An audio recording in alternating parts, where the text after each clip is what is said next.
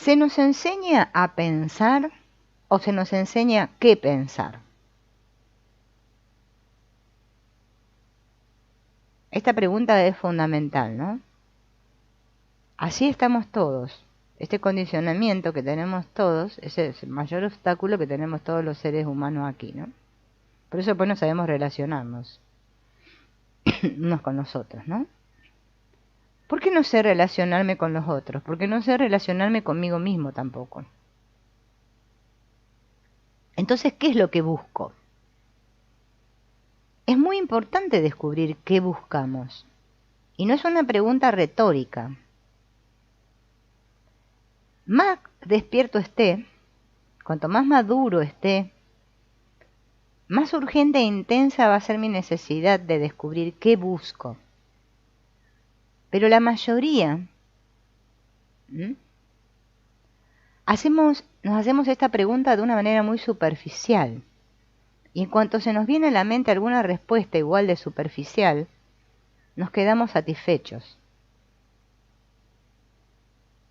Sin embargo, si estoy dispuesto a observar con atención lo que ocurre, descubro que la mente solo está buscando un poco de entretenimiento, algún placer, y cuando aparece una respuesta superficial o inventa algún argumento que la avale, ya está, la búsqueda se acaba.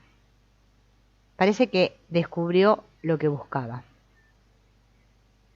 O si ninguna respuesta me satisface, voy pasando de una filosofía a otra, de una creencia, de una religión a la otra, de una secta a la otra. Me compro este libro, me compro el otro.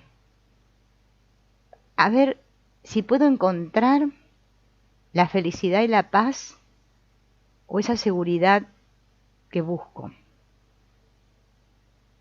Por eso es importante comprender la mente, el yo que busca.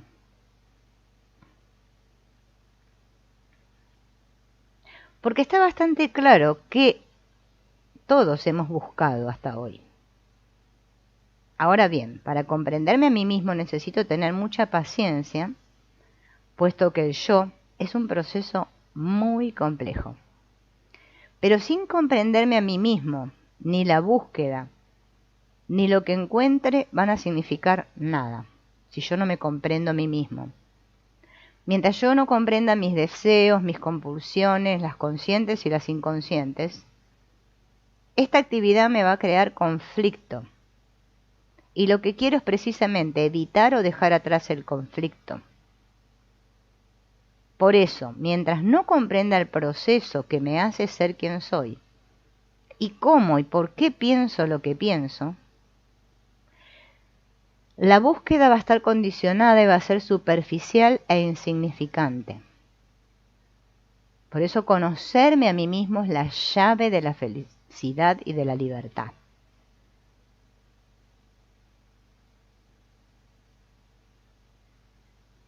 Esto no significa que yo me tenga que abstraer de todo y concentrarme solo en mí, lo cual es simple egocentrismo y me va a llevar a la desesperación.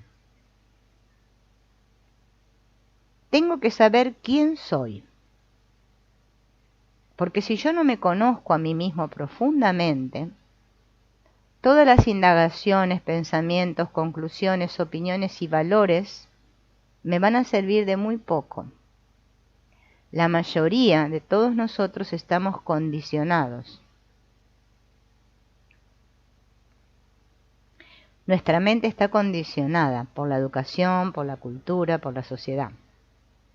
Y sin comprender el proceso total de este condicionamiento, cualquier búsqueda, indagación o conocimiento van a crear más caos, más dolor y más desolación. Pero resulta que no hay una fórmula para conocerse a uno mismo, que es lo que buscamos todos, fórmulas, ¿no? Recetas.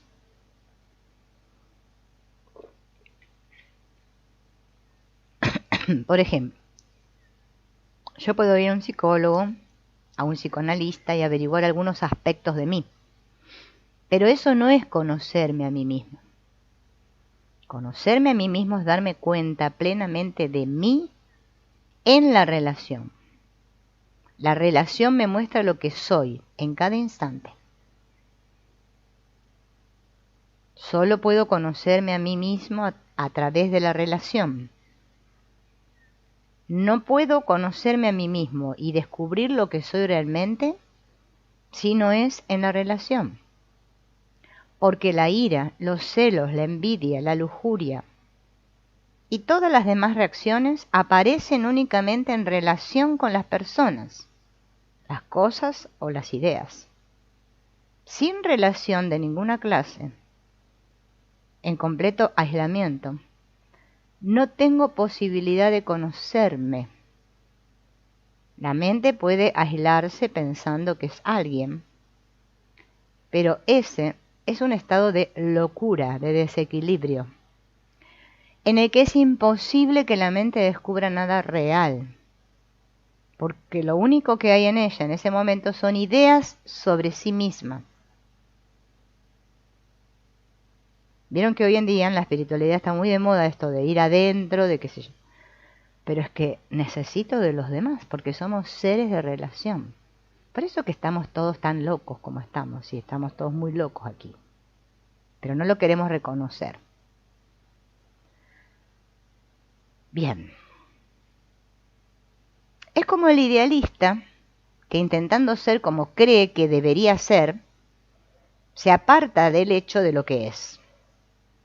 Esto es lo que la mayoría de nosotros hacemos. Claro, las relaciones son dolorosas y todos queremos aislarnos de ese dolor. Y en nuestro aislamiento creamos el ideal de cómo debería ser todo, lo cual es puramente ilusorio. Es una invención. De modo que solo en la relación puedo verme tal como soy, inconsciente y conscientemente. Si no lo comprendo esto, dedicarnos a ir a charlas, a retiros espirituales, a conferencias, leer 800.000 libros, no va a cambiar nada. ¿Se lo plantearon esto?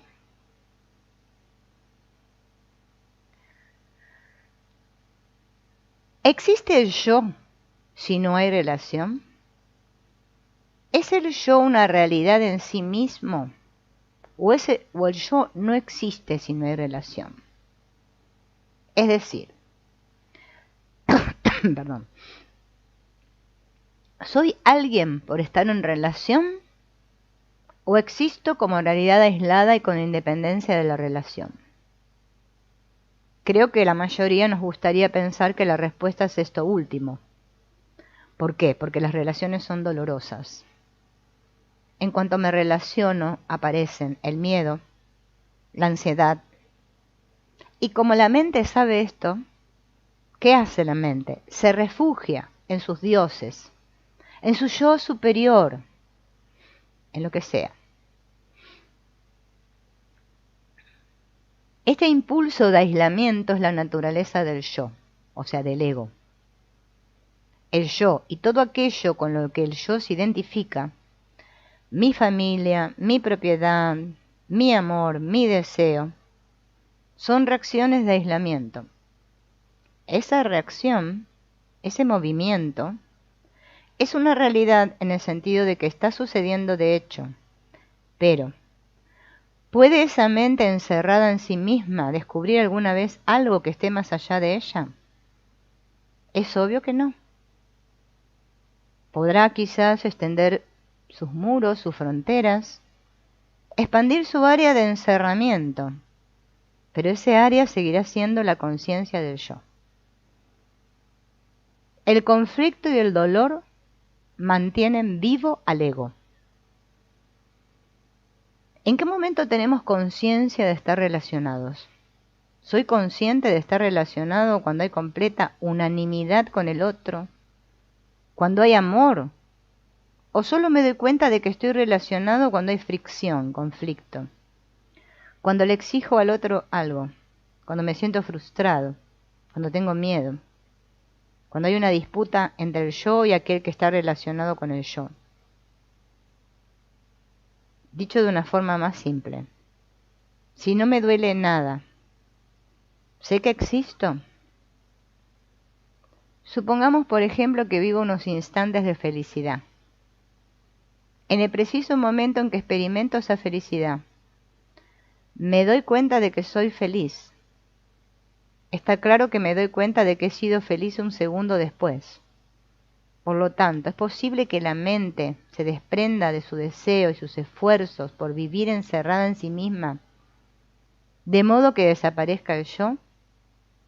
Entonces quizás la relación signifique algo muy diferente.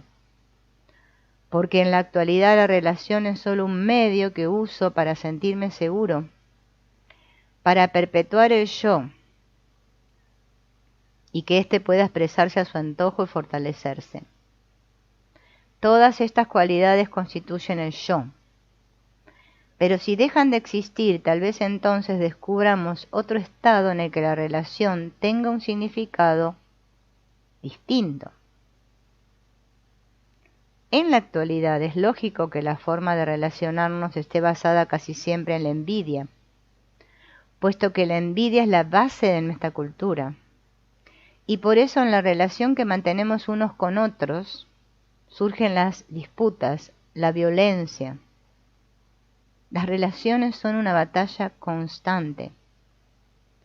Pero si desaparece por completo la envidia, consciente e inconsciente, superficial y arraigada, si la envidia deja de existir, ¿no sería nuestra relación totalmente distinta? ¿Existe un estado de la mente que no esté sometido a la idea de yo?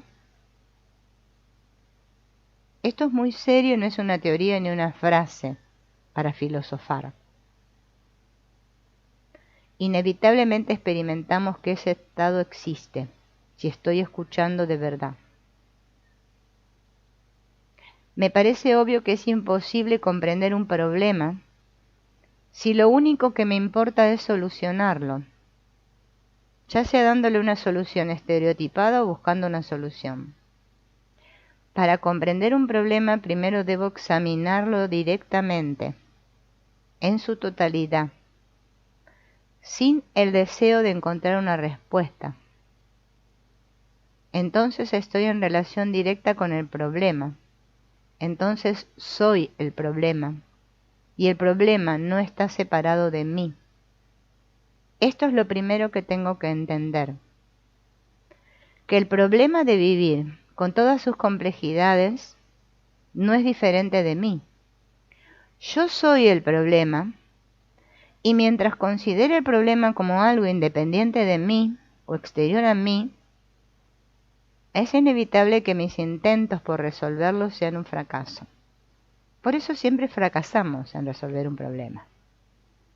Yo subí un video la otra vez que dice, ¿seré yo el problema? No lo miró nadie. Bueno, prácticamente mis videos no los miran muchos, pero ¿no?